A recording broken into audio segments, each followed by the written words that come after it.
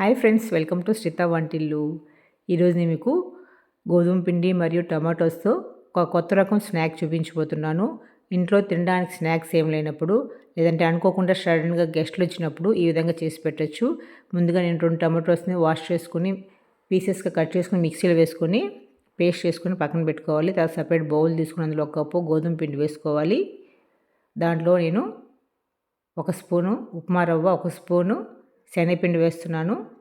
తర్వాత జీరా 1/2 tea spoon, పచ్చిమిర్చి 1 సన్నగా కట్ చేసుకుని వేసుకోవాలి. ఉల్లిపాయ 1/2 వేసుకోవాలి సన్నగా కట్ చేసుకొని. తర్వాత కొంచెం కరివేపాకు, కొత్తిమీర వేసుకోవాలి. మీ దగ్గర పెరుగు ఉంటే పొల్లటి పెరుగు కూడా వేసుకోవచ్చు. వీటన్నిటిని వేసుకొని టమాటో పేస్ట్ వేసుకొని తగినంత వాటర్ వేసుకొని వాటర్ వేసుకొని బ్యాటర్ని మరీ పలుచగా కాకుండా మరీ టైట్గా కాకుండా కొంచెం మీడియంగా కలుపుకోవాలి. మరీ ఎక్కువ వాటర్ వేసేసారంటే ఇది డీప్ ఫ్రై చేసినప్పుడు ఆయిల్ని ఎక్కువ పీల్చుకుంటుంది అనమాట. అందుకే మనకి బ్యాటర్ కొంచెం టైట్గా ఉండేలా చూసుకోండి. మనం రవ్వ వేసాం కాబట్టి ఇవి కొంచెం క్రిస్పీగా వస్తాయి. శనగపిండి వేయడం వల్ల టేస్ట్ చాలా బాగుంటుంది.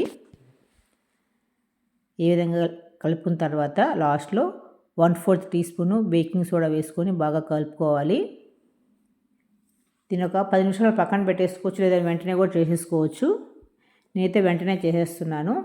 లాస్ట్లో మరి కొంచెం కరివేపాకు కూడా వేస్తున్నాను. రెండింటిని బాగా కలుపుకొని డీప్ ఫ్రై చేసుకుందాం. ఆయిల్ వేడెక్కిన తర్వాత కొంచెం కొంచెంగా వేసుకుంటూ వీటిని డీప్ ఫ్రై చేసుకోవాలి. ఆయిల్ అనేది ఎక్కువ వేడిగా లేకపోతే ఆయిల్ని పీల్చేసుకుంటాయి. అందుకే ఆయిల్ వేడిగా ఉన్నప్పుడు వేసుకోవాలి. వీటన్నిటిని వేసుకున్న తర్వాత మీడియం ఫ్లేమ్లో మాత్రం వీటిని ఫ్రై చేసుకోవాలి. మీరు డీప్ ఫ్రై వద్దనుకుంటే గుంత పొంగనాల్లాగా కూడా చేసుకోవచ్చు. ఇంటికి ఎప్పుడైనా సడన్గా గెస్ట్లు వచ్చారనుకోండి, ఇంట్లో స్నాక్స్ ఏం లేకపోతే ఈ విధంగా అప్పటికప్పుడు చేసేయచ్చు. ఎక్కువ టైం పట్టదు, చాలా తొందరగా అయిపోతాయి.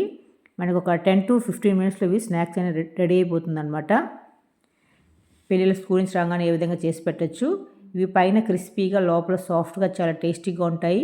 నా దగ్గర రెడీగా టమాటా పచ్చడి ఉంది కాబట్టి నేను టమాటా పచ్చడితో సర్వ్ చేస్తున్నాను. చాలా చాలా టేస్టీగా ఉంటాయి.